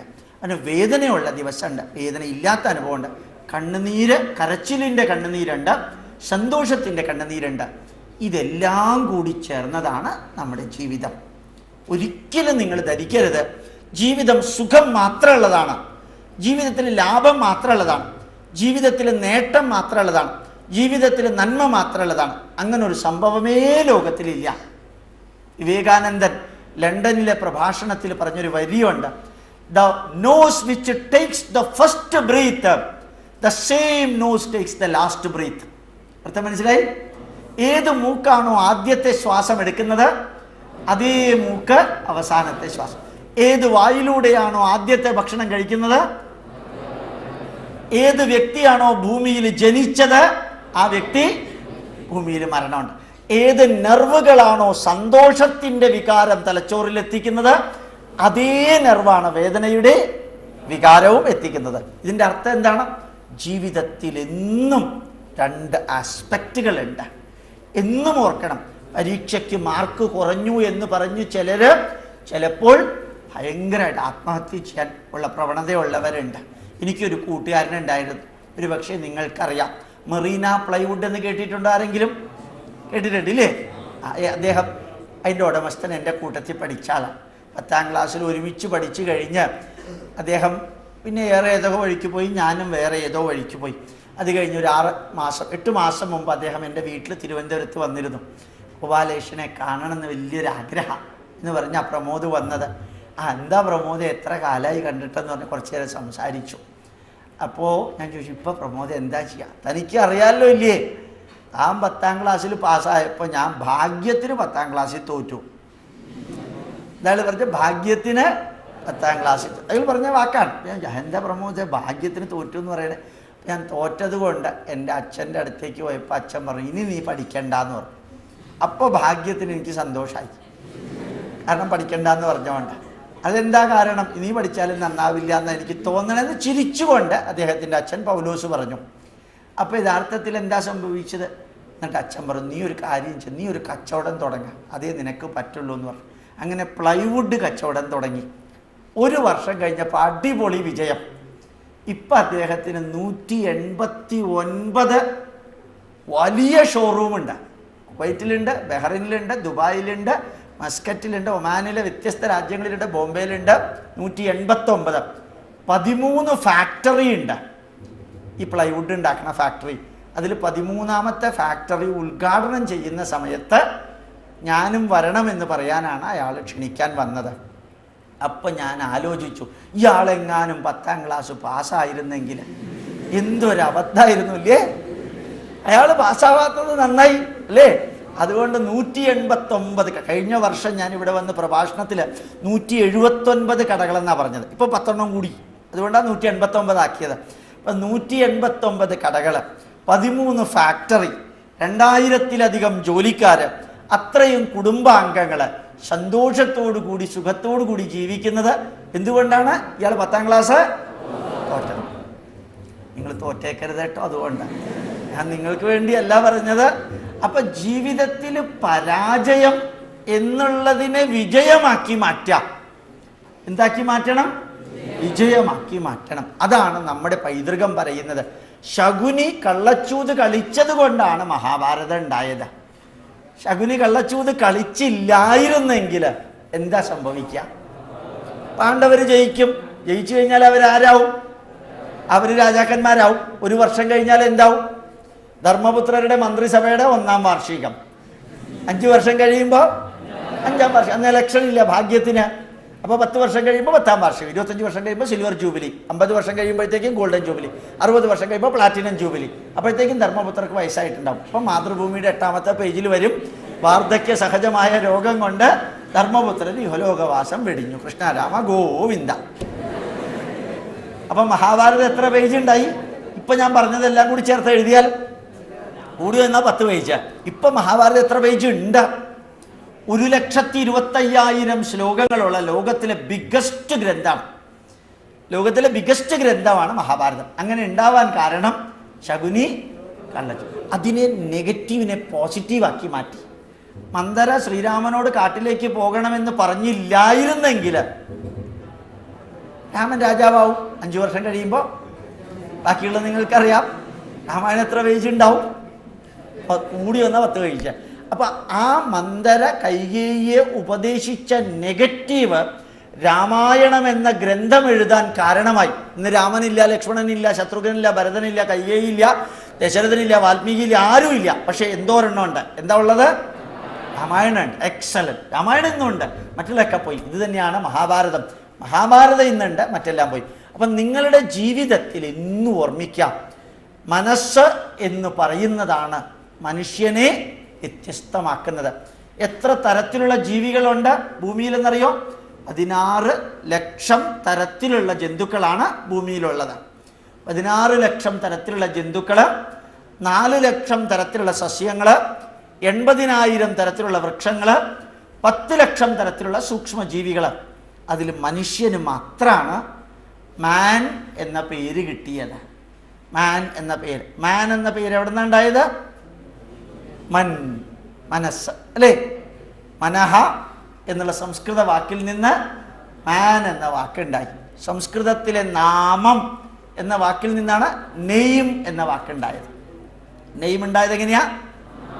പിതൃ എന്ന വാക്കിൽ നിന്ന് ഫാദർ, മാതൃ മദർ, ദുഃഖാദർ ഡോട്ടർ. കേട്ടിട്ടുണ്ടല്ലോ ഇല്ലേ? ധാരാളം ഇംഗ്ലീഷ് വാക്കുകൾ, 2400 ഇംഗ്ലീഷ് വാക്കുകൾ ഉണ്ടായത് സംസ്കൃതത്തിൽ നിന്നാണ്. പെൻഡ പഞ്ച, ഷഷ്ട ഹെക്സ, സെപ്റ്റ സപ്ത. ഇംഗ്ലീഷ് ഭാഷ ചിലപ്പോൾ ഒക്കെ ശുദ്ധബദ്ധ അല്ലേ? സെപ്റ്റ എന്ന് പറഞ്ഞാൽ എത്രയാ? 7. സെപ്റ്റ എന്ന് പറഞ്ഞാൽ 7. സെപ്റ്റംബർ എന്ന് പറഞ്ഞാൽ എത്രാമത്തെ മാസം? 7ാമത്തെ മാസമാണോ അല്ലേ? തെറ്റാണ് അല്ലേ? ഒക്ട എന്ന് പറഞ്ഞാൽ എത്രയാ? 8. ഒക്ടോബർ എത്രാമത്തെ മാസം? 10ാമത്തെ മാസമാണ്. അപ്പോൾ ഒരു ശരിയല്ലാത്ത പരിപാടിയാണ് ഇംഗ്ലീഷുകാരുടെ പരിപാടി എന്ന് പറയുന്നത്. നവ എന്ന് പറഞ്ഞാൽ എത്രയാ? 9. നവഗ്രഹം. നവംബർ എത്രാമത്തെയാ? 11ാമത്തെ. ദശ 10. ഡിസംബർ 12ാമത്തേത്. അപ്പോൾ ഇംഗ്ലീഷുകാർക്ക് 10 എന്ന് പറഞ്ഞാൽ 12ആണ്. അതും അറിഞ്ഞൂടാ, ഇതും അറിഞ്ഞൂടാ യഥാർത്ഥത്തിൽ. പക്ഷെ ചിലപ്പോൾ ഇംഗ്ലീഷ് ഭാഷയാണ് നല്ലത്. ചിലപ്പോൾ. എന്താ കാരണം? സോപ്പ് മലയാളം എന്താ പറയുക? മലിന നിവാരണ പദയോൽപാദന പിണ്ഡം. എന്താ പറയുക? മലിന നിവാരണ പദയോൽപാദന പിണ്ഡം. സൈക്കിളിന് എന്താ പറയുക? പദാക്രാന്ത ചലന ദ്വിചക്ര ശകടം. ഇത് പറഞ്ഞു തീരുമ്പോൾ തന്നെ പ്രശ്നമാണല്ലേ? അപ്പം യഥാർത്ഥത്തിൽ ചിലതിനൊക്കെ ഇംഗ്ലീഷ് തന്നെയാണ്. ബസ്സിനും ലോറിക്കും കാറിനും റോഡിനും സോപ്പിനും ഒക്കെ ഇംഗ്ലീഷ് തന്നെയാണ് നല്ലത്. അത് ഞാൻ ഇപ്പം ഇവിടെ പറയാൻ കാരണം എന്താ? നല്ലത് എവിടെ നിന്ന് കിട്ടുകയാണെങ്കിലും എടുക്കാം. ചിലപ്പോൾ ചിലർ പറയാറുണ്ട് ഇംഗ്ലീഷ് വിദ്യാഭ്യാസമാണ് നമ്മളെ ഇത്ര കുഴപ്പമാക്കിയതെന്ന്. അങ്ങനെയൊന്നും നോക്കണ്ട. ഇംഗ്ലീഷിൽ നല്ലതുണ്ടെങ്കിൽ ഇംഗ്ലീഷ് അങ്ങോട്ട് ഉപയോഗിക്കുക. അർത്ഥം മനസ്സിലായല്ലോ? സ്വാമി ഇംഗ്ലീഷ് ഭാരതത്തിൽ വന്നില്ലായിരുന്നെങ്കിൽ എന്താ പറ്റുക? സ്വാമി വിവേകാനന്ദൻ ചിക്കാഗോയിൽ പ്രഭാഷണം നടത്തിയത് കേട്ടിട്ടുണ്ടല്ലോ ഇല്ലേ? 1893 സെപ്റ്റംബർ മാസം 11, 12, 13, 14 തീയതികളിലാണ് നടത്തിയത്. 1893. അതിൽ അടിപൊളി പ്രഭാഷണമായിരുന്നു സ്വാമി വിവേകാനന്ദൻ്റെ. ഇംഗ്ലീഷുകാർ പോലും ഞെട്ടിപ്പോയിട്ടുണ്ട്. അപ്പം ഇന്ത്യയിൽ ഇംഗ്ലീഷ് പഠിപ്പിച്ചില്ലായിരുന്നെങ്കിൽ വിവേകാനന്ദൻ എങ്ങനെയാണ് ഷിക്കാഗോയിൽ പോയിട്ട് പ്രഭാഷണം നടത്താൻ സാധ്യമല്ല. അപ്പോൾ ചിലതൊക്കെ അങ്ങോട്ട് എടുക്കാം. നല്ലത് എവിടെ നിന്ന് കണ്ടാലും എടുക്കാം. പക്ഷേ ഓർമ്മിക്കാം, മനസ്സിനകത്ത് എന്നും ഓർമ്മിക്കണം, ദുഃഖവും സുഖവും ജീവിതത്തിലുണ്ട്, ഉയർച്ചയും താഴ്ചയും ജീവിതത്തിലുണ്ട്, ലാഭവും നഷ്ടവും ജീവിതത്തിലുണ്ട്. ഒന്നുകൂടി ഓർക്കാം, ദുഃഖവും പെർമനൻ്റ് അല്ല, സുഖവും പെർമനൻ്റ്. അർത്ഥം മനസ്സിലായി? അതാണ് എന്നും ഓർക്കാനുള്ളത്. വിദ്യാർത്ഥികൾ എന്നും മനസ്സിലാക്കാനുള്ളത്, ദുഃഖം പെർമനൻ്റ് അല്ല, സുഖം പെർമനൻ്റ് അല്ല, ഭയം പെർമനൻ്റ് അല്ല, ടെൻഷൻ പെർമനൻ്റ് അല്ല, വികാരങ്ങൾ പെർമനൻ്റ് അല്ല, ഒന്നും പെർമനൻ്റ് അല്ല, ടെമ്പററിയാ. നിങ്ങൾ പോലും പെർമനൻ്റ് അല്ല. ഈ ഭൂമിയിൽ നിങ്ങൾ പെർമനൻ്റാ അല്ല. കഴിഞ്ഞ നൂറ്റാണ്ടിൽ ഈ ദിവസം നിങ്ങൾ ഈ ഭൂമിയിൽ ഉണ്ടായിരുന്നോ? അടുത്ത നൂറ്റാണ്ടിൽ ഈ ദിവസം ഭൂമിയിലുണ്ടോ? എന്ത് സംഭവിച്ചിട്ടുണ്ടാവും?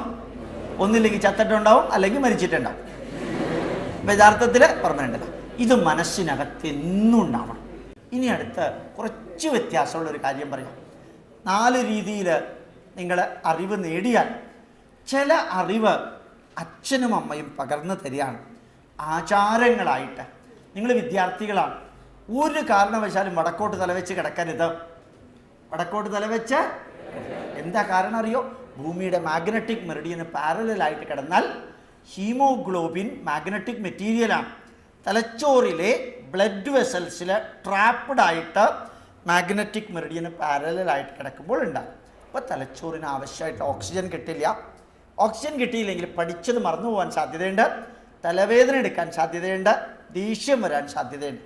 അതുകൊണ്ട് ഒരാചാരമാണ് വടക്കോട്ട് തല വെച്ച് കിടക്കുന്നത്. അത് സയൻസാണ്. അതുപോലെ തന്നെ കിഴക്കോട്ട് നോക്കിയിരുന്ന് വേണം പഠിക്കാൻ. എന്നും ഭൂമിയുടെ മാഗ്നറ്റിക് ഫ്ലക്സും തലച്ചോറിൻ്റെ മാഗ്നറ്റിക് ഫ്ലക്സും കോംപ്ലിമെൻ്ററി ആയിട്ട് വരുന്നത് കിഴക്കോട്ട് നോക്കിയിരുന്ന് പഠിക്കുമ്പോഴാണ്. മനസ്സിലായി? രാവിലെ കഴിയുന്നതും 5:30 മണിക്ക് എഴുന്നേൽക്കണം. കാരണം തലച്ചോറ് ഒപ്റ്റിമം ആക്റ്റീവായിട്ടിരിക്കുന്ന സമയം അതാണ്. തലച്ചോറ് EEG എടുത്താൽ അപ്പം അറിയാം കറക്റ്റായിട്ട് തലച്ചോറ് വർക്ക് ചെയ്യുന്ന സമയം 5:30 മണിക്കാണ്. എഴുന്നേറ്റ ഉടനെ ചാടി എഴുന്നേറ്റ് നിൽക്കരുത്. കിടക്കയിലിരുന്നൊരു 30 സെക്കൻഡ് പ്രാർത്ഥിക്കണം. എന്താ കാരണം? ഹൊറിസോണ്ടൽ ബോഡി വെർട്ടിക്കൽ ആകുമ്പോൾ ഹാർട്ടിനുണ്ടാകുന്ന പ്രഷർ ജർക്ക് ഒഴിവാക്കാൻ വേൾഡ് ഹെൽത്ത് ഓർഗനൈസേഷൻ പറയുന്നു 30 സെക്കൻഡ് കിടക്കയിൽ ഇരിക്കണമെന്നാണ്. നമ്മളെന്താ ചെയ്തിരുന്നത്? നമ്മൾ പണ്ട് പ്രാർത്ഥിക്കട്ടെ, കരാഗ്രേ കേട്ടിട്ടാണ്. Very good. അപ്പം ആ പ്രാർത്ഥന എന്തിനു വേണ്ടിയായിരുന്നു? ഈശ്വരനെ സാക്ഷാത്കരിക്കാനൊന്നുമല്ല. അങ്ങനെ ആയിരുന്നു എങ്കിൽ പല്ല് തേക്കാതെ, നാക്ക് വടിക്കാതെ, മുഖം കഴുകാതെ, കുളിക്കാതെ കിടന്ന കിടക്കയിൽ തന്നെ ഇരുന്നുകൊണ്ട് പ്രാർത്ഥിക്കാൻ പറയുമായിരുന്നോ? ഒരിക്കലും പറയില്ല. അപ്പോൾ പല്ല് തേച്ചിട്ടില്ല, നാക്ക് വടിച്ചിട്ടില്ല, മുഖം കഴുകിയിട്ടില്ല, കുളിച്ചിട്ടില്ല, കിടന്ന കിടക്കയിൽ ഇരുന്നു കൊണ്ട് ഈ മന്ത്രം ചൊല്ലാൻ പറഞ്ഞതിൻ്റെ ഉദ്ദേശം നമ്മളെ ഒന്ന് ഇരുത്തണം. മലയാളിയെ അങ്ങനെ ഇരുത്താൻ പറ്റുമോ? നമ്മൾ മറ്റുള്ളവരെ ഇരുത്തിയിട്ടല്ലേ പതിവുള്ളൂ. അപ്പോൾ നമ്മളെ ഇരുത്താൻ അവർ ചെയ്ത വഴി എന്താ? ഒരു മന്ത്രം ചൊല്ലിയിട്ട് എൻ്റാ മതി പറഞ്ഞു. അപ്പോൾ എത്ര സമയമായി? 30 സെക്കൻഡ് ആവും. അപ്പോൾ 30 സെക്കൻഡ്. അപ്പോൾ ആചാരത്തിൽ അർത്ഥമുണ്ട്. അതുപോലെ തന്നെ ഭക്ഷണത്തിന് മുമ്പ് ഒന്ന് പ്രാർത്ഥിക്കുക. എന്തിനാ പ്രാർത്ഥിക്കുക? സലൈവറി ഗ്ലാൻഡ് ആക്റ്റീവാവും. പ്രാർത്ഥന കൊണ്ടല്ല ആക്റ്റീവ് ആവുന്നത്, ഈ ചോറ് നോക്കിക്കൊണ്ടിരിക്കുമ്പോൾ വായിൽ ഉമിനീര് വരും. എല്ലാവരുടെയും ഇല്ലേ? ലെഫ്റ്റിസ്റ്റ് ആണെങ്കിലും റൈറ്റിസ്റ്റ് ആണെങ്കിലും മിഡിൽ ഈസ്റ്റ് ആണെങ്കിലും വരും. ഉറപ്പാണല്ലോ ഇല്ലേ? ഏത് രാഷ്ട്രീയ പാർട്ടിക്കാരാണെങ്കിലും ചോറ് നോക്കിക്കൊണ്ടിരിക്കുമ്പോൾ വായിന്ന് വെള്ളം വരാതിരിക്കില്ല. ഇപ്പം സലൈവറി ഗ്ലാൻഡ് ആക്റ്റീവ് ആവും. നിങ്ങളുടെ ബയോളജി ടീച്ചർ ഇവിടെ ഉണ്ടാവും, അവരോട് ചോദിച്ചറിയാം. സലൈവയിൽ 0.2% ടയാലിൻ എന്ന കോമ്പൗണ്ട് ഉണ്ട്. എന്താ ഉള്ളത്? ടയാലിൻ എന്ന കോമ്പൗണ്ട്. അത് ശരീരത്തിനകത്തേക്ക് പോകുമ്പോൾ ഡൈജസ്റ്റീവ് എൻസൈമുകളെല്ലാം ആക്റ്റീവ് ആവും. അതുകൊണ്ടാണ് ഭക്ഷണത്തിന് മുമ്പുള്ള ഒരു ചെറിയ പ്രാർത്ഥന. ഞാൻ നിരീശ്വരവാദിയാണ്, ഞാൻ പ്രാർത്ഥിക്കില്ല. വേണ്ട, പ്രാർത്ഥിക്കണ്ട. ഭക്ഷണം നോക്കിക്കൊണ്ടിരുന്നാൽ മതി, പ്രാർത്ഥിക്കണ്ട. അല്ല, അങ്ങനെ നോക്കിക്കൊണ്ടിരുന്ന ആരെങ്കിലും എന്തെങ്കിലും വിചാരിക്കും. അങ്ങനെയാണെങ്കിൽ ഏതെങ്കിലും പാട്ട് പാടാം, ചെയ്യ ജയ്യ ജയ്യ ജയ്യ, അത് പാടിയാലും മതി. പക്ഷെ നാളെ മുതൽക്ക് പാടരുത്, അടുത്ത ആഴ്ച മുതൽക്ക് മതി. എന്താ കാരണം? നാളെ മുതൽക്ക് പാടാൻ തുടങ്ങിയാൽ വീട്ടിൽ അമ്മയും അച്ഛനും വിചാരിക്കും ഗോപാലകൃഷ്ണൻ്റെ പ്രഭാഷണം കേട്ടിട്ടാണ് എൻ്റെ മകൻ ഇങ്ങനെയായി. ഇത്രയും കാലം വലിയ കുഴപ്പമൊന്നും ഉണ്ടായിരുന്നില്ല. യഥാർത്ഥത്തിൽ അടുത്ത ആഴ്ച മുതൽക്ക് മതി. ശരിക്കും പറയുന്നത് ഈ ആചാരത്തിനകത്തൊരു സയൻസ് ഉണ്ട്. നല്ല രീതിയിൽ മന്ത്രം ചൊല്ലണം, നല്ല പ്രാർത്ഥന ബൈബിളിൽ നിന്നോ ഖുറാനിൽ നിന്നോ ഭഗവത്ഗീതയിൽ നിന്നോ വേദത്തിൽ നിന്നോ ചൊല്ലണം. ആ മന്ത്രം ചൊല്ലുമ്പോൾ ശരിക്കും തലച്ചോറിനകത്ത് ന്യൂറോ ലിംഗ്വിസ്റ്റിക് എഫക്റ്റ് ഉണ്ടാവാം. നല്ലൊരു മന്ത്രം ചൊല്ലിന്ന് വിചാരിക്കുക. ആ കൃഷ്ണേന രജസാ വർത്തമാനോ നിമേശയന്ന അമൃതം മർത്യം ജഹിരണ്യേന സവിതാരദേന ദേവോ യാതി ഭുവനാനി പശ്യന്ന ആപ്യായ സ്വസമേതു ദേവിശ്വത സോമവൃഷ്ണ്യം ഭവാവാചസ്യ സംഗതേ ശമഗ്നിരഗ്നിവിക്കരച്ഛന്നസ്തവതു സൂര്യഃ സംവാദോ വാക്ത്വരവാപസ്നിതഃ നാഭ്യാം ആസീദന്തരിക്ഷം ശീർഷ്ണോർദ്യൗ സമവർത്തത പദ്ഭ്യാം ഭൂമിം ദിശസ്തൂത്രാത് തഥാ ലോകാന കൽപ്പയന്ന. ഈ അക്ഷരത്തിൻ്റെ വൈബ്രേഷൻ ചെവിയിലൂടെ അകത്ത് ചെല്ലുമ്പോൾ 24 തരത്തിലുള്ള ഹോർമോണുകളാണ് തലച്ചോറിനകത്ത് ഉണ്ടാവുന്നത്. ഇത് മതമല്ല, ആത്മീയതയല്ല, പ്യുവർ ബയോകെമിസ്ട്രിയാണ്. Pure biochemistry. ഈ കഴിഞ്ഞതിൻ്റെ മുമ്പിലത്തെ മാസം അമേരിക്കയിലേക്ക് പോകാനൊരു ഭാഗ്യം എനിക്ക് കിട്ടിയിരുന്നു. ജൂലൈ, ആഗസ്റ്റ്, സെപ്റ്റംബറിൽ. ഈ ജൂലൈ മാസം 5-ാം തീയതി ന്യൂയോർക്കിലുണ്ടായിരുന്നു. 1, 2, 3, 4, 5. അവിടെ ഹാർട്ട് സർജൻ, ഹൃദയ സർജറി നടത്തുന്ന ഡോക്ടർ മാർട്ടിൻ എന്ന് പറയുന്ന ഒരു അമേരിക്കക്കാരനെ കണ്ടു. അദ്ദേഹം ഈ ഹാർട്ട് സർജറി നടത്തുമ്പോൾ ആ ഓപ്പറേഷൻ തിയേറ്ററിൽ ഈ വേദമന്ത്രങ്ങൾ ഫുൾ സ്വിങ്ങിലിടുന്നത്. അദ്ദേഹം പറയുന്നത് ഈ വേദമന്ത്രങ്ങൾ ഇട്ട് കഴിയുമ്പോൾ നേഴ്സുമാരും ഡോക്ടർമാരും ഫുള്ളി കോൺസെൻട്രേറ്റഡാണ്. പേഷ്യൻ്റ് പെട്ടെന്ന് റിക്കവർ ചെയ്യുന്നു. ആ വേദമന്ത്രത്തിൻ്റെ അർത്ഥമൊന്നും അറിഞ്ഞിട്ടല്ല. ഈ വേദമന്ത്രം ഒരു മതത്തിൻ്റെയും അല്ല, ആർക്ക് വേണമെങ്കിലും അത് ഉപയോഗിക്കാം. അടുത്ത കാലത്ത് അമേരിക്കയിലെ കാറ് ഡ്രൈവ് ചെയ്യുന്നവരെല്ലാം 120 കിലോമീറ്ററിൽ താഴെ ഡ്രൈവ് ചെയ്യരുതെന്ന റൂളാണ്. വളവൊഴിച്ച് ഒക്കെ എല്ലാം 120 കിലോമീറ്റർ. ഈ 120 കിലോമീറ്റർ സ്പീഡിൽ വണ്ടി പോകുമ്പോൾ ഒരറ്റൻഷൻ ഒന്ന് തെറ്റിയാൽ ഇടിക്കുന്നത് ഒരു വണ്ടിയല്ല, ചുറ്റുമുള്ള എല്ലാ വണ്ടികളും 10-15 എണ്ണം ഒരുമിച്ചിടിക്കും. ചിലപ്പോൾ സ്നോ ഒക്കെ ഉള്ള സമയത്താണെങ്കിൽ 10-40 എണ്ണം ഒരുമിച്ചിടിക്കും. എല്ലാം കൂടി പരസ്പരം ഇടിക്കുന്നുണ്ടാവും. അപ്പോൾ ഒരാൾക്ക് പറ്റുന്ന അബദ്ധം എല്ലാവരെയും ബാധിക്കുന്നത് കൊണ്ട് ഡോക്ടർമാർ പറയുന്നു, കാസറ്റ്, മന്ത്രത്തിൻ്റെ കാസറ്റ്, ഗായത്രി മന്ത്രോ മൃത്യുഞ്ജയ മന്ത്രോ വേദമന്ത്രോ കാസറ്റ് ഇട്ട് വേണം വണ്ടി ഓടിക്കാൻ. ഡോക്ടറുടെ അഡ്വൈസാണ്. എല്ലാവരോടും, മതത്തിൻ്റെ പേരിലൊന്നും അല്ല, അവിടെ നല്ല മാറ്റമുണ്ട്. ഇത് ഞാൻ പറയാൻ കാരണം നമ്മുടെ ആചാരങ്ങളിൽ കുറേ സയൻസ് ഉണ്ട്. അതുപോലെ നല്ല രീതിയിൽ ഖുറാൻ വായിക്കുന്നത് ചില സ്ഥലത്ത് കേട്ടിട്ടുണ്ട്. സാമവേദം മാതിരി ഇരിക്കും ഖുറാൻ വായിക്കുന്നത് കേട്ടാൽ. എന്ത് രാഗത്തിലത് വായിക്കാം. അത് കേട്ടുകൊണ്ട് നല്ല രീതിയിൽ ഇരുന്നാൽ പോലും ന്യൂറോ ലിംഗ്വിസ്റ്റിക് എഫക്റ്റ് ഉണ്ട്. അതേപോലെ ബൈബിൾ വായിക്കണം, അത് കരഞ്ഞുകൊണ്ട് വായിക്കരുത്, നല്ല ശാന്തമായ രീതിയിൽ വായിച്ചാൽ ഈ എഫക്റ്റ് ഉണ്ടാവും. കീർത്തനങ്ങൾക്ക് സൈക്കോ ലിംഗ്വിസ്റ്റിക് എഫക്റ്റ്, അറിയാത്ത വേദമന്ത്രങ്ങൾക്ക് ന്യൂറോ ലിംഗ്വിസ്റ്റിക് എഫക്റ്റ്. ഇത് നമ്മുടെ ആചാരത്തിൻ്റെ ഭാഗം. അതെ, അപ്പോൾ ആദ്യം നമ്മൾ പഠിക്കാനുള്ളത് പഠിച്ചു, ചെവി, കണ്ണ്, നാക്ക്. പിന്നെ നമ്മൾ ആചാരത്തിൻ്റെ പഠിച്ചു ഇല്ലേ? അതായത് വടക്കോട്ട് എങ്ങോട്ട് നോക്കിയിരുന്ന് പഠിക്കണം, ഭക്ഷണത്തിന് മുമ്പ് എന്ത് ചെയ്യണം, പ്രാർത്ഥിക്കണം. മനസ്സിലായ എല്ലാവർക്കും? അതേപോലെ തന്നെ ഇതെല്ലാം കുറച്ച് പ്രാർത്ഥിക്കണം. രാവിലെ എത്ര മണിക്ക് എഴുന്നേക്കണം? എഴുന്നേറ്റ ഉടനെ എന്ത് ചെയ്യണം? പ്രാർത്ഥിക്കണം. അതേപോലെ തന്നെ പഠിക്കുമ്പോൾ ഓർമ്മിക്കുക, കുറച്ച് വായിച്ചതിന് ശേഷം പിന്നെ തിരിച്ചാദ്യമേ വായിക്കാം.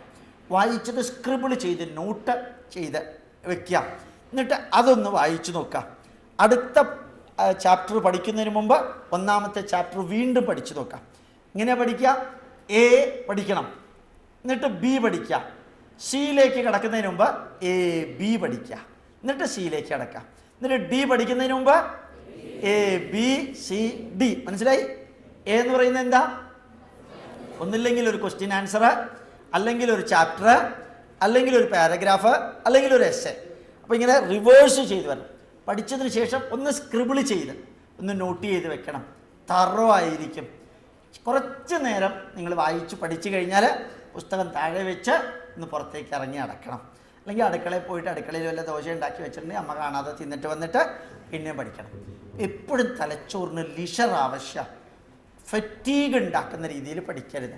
ഇതൊക്കെ ആചാരത്തിൻ്റെ ഭാഗമാണ്, നമ്മുടെ നാട്ടിൽ ആചാരത്തിൻ്റെ ഭാഗമാണ്. മനസ്സിലായി?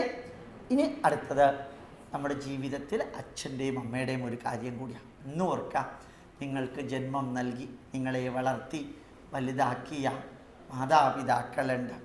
നിങ്ങൾക്ക് വേണ്ടി അവരെല്ലാം ഒഴിഞ്ഞു വെച്ചു.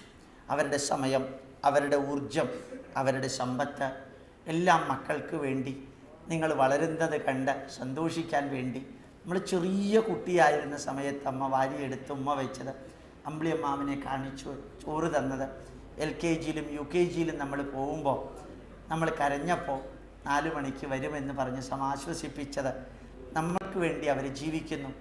കാലം കുറേ കഴിയുമ്പോൾ നമ്മുടെ അച്ഛനും അമ്മയ്ക്കും വാർദ്ധക്യം, അവർ കട്ടിലിൽ കിടക്കുന്നൊരു ദിവസം വരും. അന്ന് അവർ നെഞ്ചത്ത് കൈവച്ച് പ്രാർത്ഥിക്കും, എൻ്റെ മക്കളെ ഒന്ന് കാണാൻ സാധിച്ചിരുന്നെങ്കിൽ, എൻ്റെ മകനൊന്ന് വന്നിരുന്നെങ്കിൽ, അവൻ എൻ്റെ അടുത്ത് കുറേ നേരം ഇരുന്നെങ്കിൽ എന്ന് നിങ്ങൾ ഓർമ്മിക്കുക. ഈ ലോകത്തിലെ ഏറ്റവും വലിയ അനുഗ്രഹം അമ്മയുടെ അനുഗ്രഹമാണ്. ലോകത്തിലെ ഏറ്റവും വലിയ അനുഗ്രഹം അമ്മയുടെ അനുഗ്രഹമാണ്. അമ്മ തലയ്ക്ക് കൈവച്ച് അനുഗ്രഹിച്ചു, മകനെ നീ നന്നായി വരും എന്ന് ഒരിക്കലെങ്കിലും പറഞ്ഞിട്ടുണ്ടെങ്കിൽ ആ വ്യക്തി ലോകത്തിലെ ഏത് സഹാറ മരുഭൂമിയിൽ പോയാലും ദാഹിക്കുമ്പോൾ വെള്ളം കുടിക്കാൻ കിട്ടാതിരിക്കില്ല. അമ്മയുടെ അനുഗ്രഹത്തിൻ്റെ തത്തുല്യമായ പ്രാധാന്യം അച്ഛൻ്റെ അനുഗ്രഹത്തിന്. അച്ഛൻ്റെയും അമ്മയുടെയും അനുഗ്രഹം കിട്ടാത്ത വ്യക്തിക്ക് ഏത് ഗംഗാതീരത്തിൽ താമസിച്ചാലും ശരി ഒരു ഗ്ലാസ് വെള്ളം കുടിക്കാൻ കിട്ടണമെന്നില്ല. അച്ഛൻ്റെയും അമ്മയുടെയും മനസ്സ് വേദനിച്ചാൽ അവരൊരിക്കലും ശപിക്കില്ല. പക്ഷേ നെഞ്ചത്ത് കൈവച്ച് പറയൂ, അവർ എല്ലാം ത്യജിച്ച് ഞാൻ എൻ്റെ മകനെ വളർത്തി, എൻ്റെ മകളെ വളർത്തി, ഇന്ന് അവരെന്നെ തിരിഞ്ഞു നോക്കുന്നില്ല, ഞാൻ ഒറ്റയ്ക്ക് ഇവിടെ ജീവിക്കാൻ, എന്തിനു വേണ്ടി ഞാൻ ജീവിക്കണം? ആ മനസ്സിനകത്ത് വരുന്ന വേദനയാണ് മക്കൾക്ക് ഒരു തരത്തിൽ ശാപമായിട്ട് വരുന്നത്. ഈ മക്കൾക്ക് കിട്ടുന്ന ശാപം മുഴുവനും തിരിച്ചനുഭവിച്ചേ പറ്റുള്ളൂ. നമ്മുടെ അടുത്ത തലമുറ അതേപോലെ ആയിരിക്കും നമ്മളോട് പെരുമാറുക. കാരണം സർ ഐസക് ന്യൂട്ടൻ്റെ വരികൾ ഓർമ്മയുണ്ടല്ലോ ഇല്ലേ? For every action equal and opposite. ഞാൻ എൻ്റെ അച്ഛനോടും അമ്മയോടും എങ്ങനെയാണോ പെരുമാറിയത് അതുപോലെയായിരിക്കും അടുത്ത തലമുറ എന്നോട് പെരുമാറുന്നത്. അതിന് യാതൊരു സംശയം. എൻ്റെ അച്ഛനും അമ്മയ്ക്കും വെള്ളം കുടിക്കാൻ ഞാൻ കൊടുത്തിട്ടില്ലെങ്കിൽ, അവരെ ഞാൻ പറ്റിച്ചിട്ടുണ്ടെങ്കിൽ, അവരെ ഞാൻ വേദനിപ്പിച്ചിട്ടുണ്ടെങ്കിൽ അടുത്ത തലമുറ എന്നോട്